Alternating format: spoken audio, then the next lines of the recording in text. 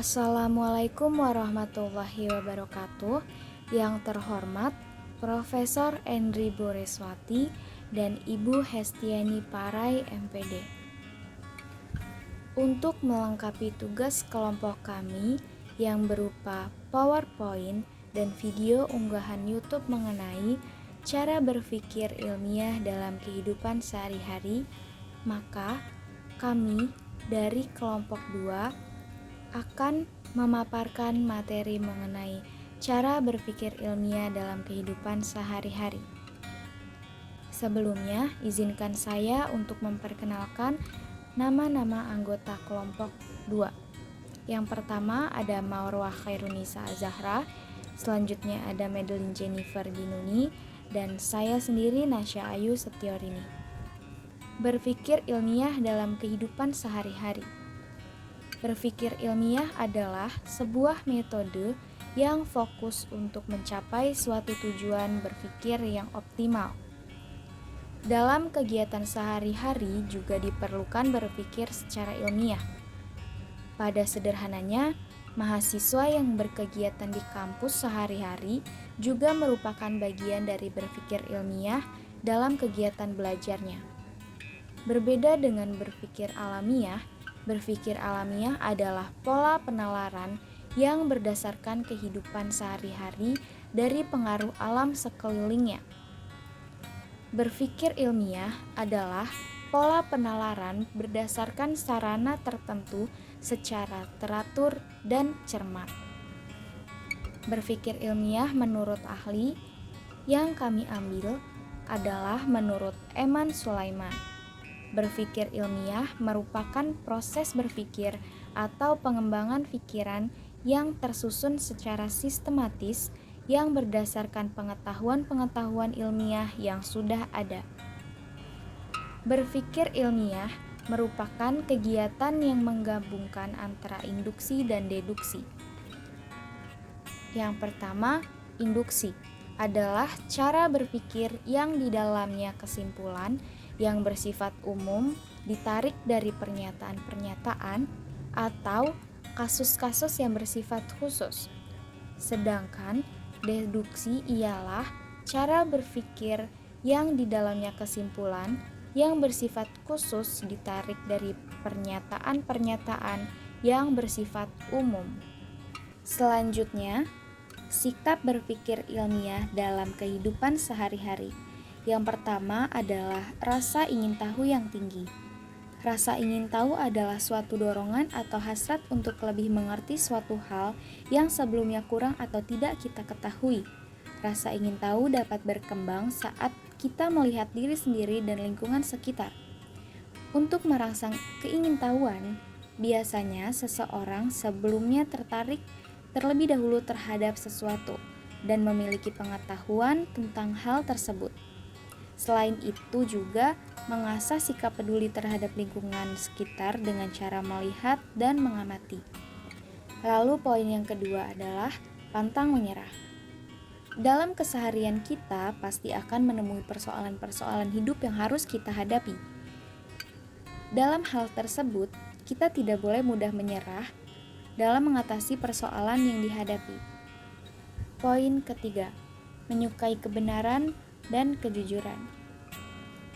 Sikap jujur dan menyukai kebenaran merupakan sikap yang dicari di mana saja, baik dalam dunia keluarga, masyarakat, dunia pekerja, maupun mahasiswa. Sifat jujur dan menjaga kebenaran merupakan modal utama untuk menghasilkan ilmu pengetahuan. Data yang baik adalah data yang jujur, tidak dimanipulasi baik secara kuantitas maupun kualitas.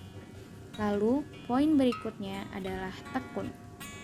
Ketekunan adalah kemampuan untuk terus berusaha bahkan saat ada kegagalan. Tekun diartikan sebagai sikap sabar sekaligus teliti. Teliti memberikan kesabaran untuk selalu mencoba dan setiap langkah yang salah diperbaiki. Sikap teliti yang diterapkan akan menghindari kita dari kesalahan-kesalahan yang sebenarnya tidak perlu. Poin yang selanjutnya adalah terbuka. Sikap terbuka berarti harus bisa menerima setiap respon orang lain. Respon tersebut dapat berupa kritik, saran, atau koreksi terhadap kita atau terhadap hal-hal yang bersangkutan dengan kita. Dengan menerima kritik, saran, atau koreksi dari orang lain dapat menjadikan kita individu yang lebih baik. Selanjutnya adalah optimis. Dari keseharian kita perlu untuk berpikir optimis terhadap hal-hal yang kita lakukan atau hal yang akan kita lakukan. Tanpa kita sadari, apa yang kita pikirkan, baik pemikiran baik ataupun pemikiran buruk, seringkali terrealisasikan tanpa kita sadar. Maka dari itu, berpikir optimis perlu kita biasakan dalam kehidupan sehari-hari dan menjadi pola mindset kita. Lalu poin yang terakhir adalah analitis. Sikap analitis digunakan untuk menguraikan suatu persoalan dari segala sudut pandang secara menyeluruh. Untuk menumbuhkan sikap analitis, kita bisa dengan melihat sesuatu secara detail dan lengkap. Dengan demikian, maka kita akan tahu bahwa hal-hal kecil pun berperan penting. Materi selanjutnya akan disampaikan oleh rekan saya. Fungsi berpikir ilmiah dalam kehidupan sehari-hari. Fungsi berpikir ilmiah adalah untuk membantu proses metode ilmiah dalam mendapat ilmu atau teori yang lain. Sarana berpikir ilmiah juga menyandarkan diri pada proses logika deduktif dan proses logika induktif, sebagaimana ilmu yang merupakan gabungan antara berpikir deduktif dan induktif. Cara berpikir menggunakan sarana berpikir ilmiah. Yang pertama, memilah-milah pokok permasalahannya. Yang kedua, berusaha meringkas penjelasannya. Yang ketiga, melakukan penyusunan terhadap dugaan sementara dari pokok persoalan yang ada. Dan yang terakhir, melakukan proses percobaan terhadap dugaan sementara tersebut. Selanjutnya adalah manfaat dari berpikir ilmiah. Yang pertama, tidak akan terjebak atau terpengaruh hal-hal yang tidak masuk akal. Orang yang berpikir ilmiah tidak akan terjebak atau terpengaruh oleh hal-hal yang tidak masuk akal karena informasi atau pandangan baru bagi seseorang yang selalu berpikir ilmiah tidak segera diterimanya dengan mentah-mentah. Mereka akan mencari tahu informasi itu tentang sumbernya, siapa yang membawa, dan kalau perlu, diuji terlebih dahulu atas kebenarannya. Begitu pula, tak kalah menghadapi pandangan atau pendapat, maka seseorang yang berpikir ilmiah akan berusaha mendapatkan alasan atau dasar-dasar yang digunakan hingga muncul pandangan atau pendapat itu. Atas sikapnya itu, maka seseorang yang berpikir ilmiah bisa dianggap kritis.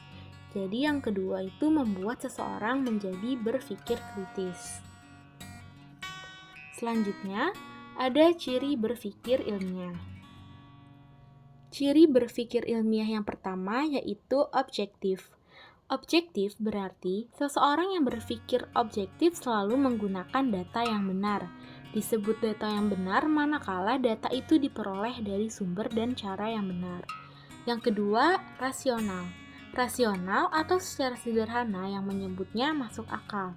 Seseorang berpikir ilmiah harus mampu menggunakan logika yang benar. Mereka bisa menggali kejadian atau peristiwa, mulai apa yang menjadi sebab dan apa pula akibatnya. Segala sesuatu selalu mengikuti hukum sebab dan akibat. Bahwa sesuatu ada, maka pasti ada yang mengadakan. Sesuatu menjadi berkembang oleh karena ada kekuatan yang mengembangkannya. Yang ketiga yaitu terbuka. Ciri seseorang yang berpikir ilmiah terbuka itu selalu memposisikan dirinya bagaikan gelas yang terbuka dan masih bisa diisi kembali, atau bagaikan gelas kosong yang belum terisi air. Seseorang yang terbuka adalah selalu siap mendapatkan masukan, baik berupa pikiran, pandangan, pendapat, dan bahkan juga data atau informasi baru dari manapun, asal atau sumbernya. Ia tidak segera menutup diri bahwa hanya mendapat informasi sendiri saja yang benar dan selalu mengabaikan dari lainnya dari manapun asalnya. Seseorang yang berpikir ilmiah tidak akan tertutup dan apalagi menutup diri, dan ia akan selalu menerima masukan dari orang lain. Yang terakhir, yaitu yang keempat, selalu berorientasi pada kebenaran. Selalu berorientasi pada kebenaran adalah bukan pada kalah dan menang. Seseorang yang berpikir ilmiah sanggup merasa kalah tak kalah buat buah pikirannya memang salah. Kekalahan itu tidak dirasakan sebagai sesuatu yang mengecewakan dan menjadikan dirinya merasa rendah. Jadi, yaitu menerima kekalahannya dan tidak memaksakan keputusan bahwa dia itu benar. Jika dia memang salah, dia akan merasa salah. Seseorang yang berpikir ilmiah lebih mengedepankan kebenaran daripada sekedar kemenangan. Kebenaran menjadi tujuannya, oleh karena itu, seseorang yang berpikir ilmiah dalam suasana apapun harus mampu mengendalikan diri agar tidak bersikap emosional, subjektif, dan tertutup. Selanjutnya adalah contoh dari seseorang yang berpikir ilmiah dalam kehidupan sehari-hari. Seperti rasa ingin tahu yang tinggi, yang bertujuan untuk menemukan ilmu atau ide baru, serta mendorong seseorang untuk membuka wawasannya pada apapun yang ia terima dalam pengetahuannya dan dalam keinginan tahuannya. Sering kita melihat seseorang asal membagikan suatu tulisan. Asal dia menyukai tulisan itu, dia bagikan tanpa sama sekali memperhatikan tingkat validasi dan urgensinya. Dalam berpikir ilmiah, kita tidak bisa membagikan tulisan tanpa memperhatikan detailnya. Seharusnya, kita harus menggunakan berpikir ilmiah ketika membagikan tulisan bahkan apapun itu dengan cara memahami terlebih dahulu makna dari tulisan tersebut. Dengan begitu, kita akan bertanya-tanya mengenai sudut pandangnya, berpikir informasi apa yang terdapat pada tulisan tersebut. Lalu, apa tujuan dari tulisan tersebut dibuat? Dan pikirkan juga kesimpulan dari tulisan tersebut. Dengan begitu, kita akan mempunyai pemikiran yang objektif.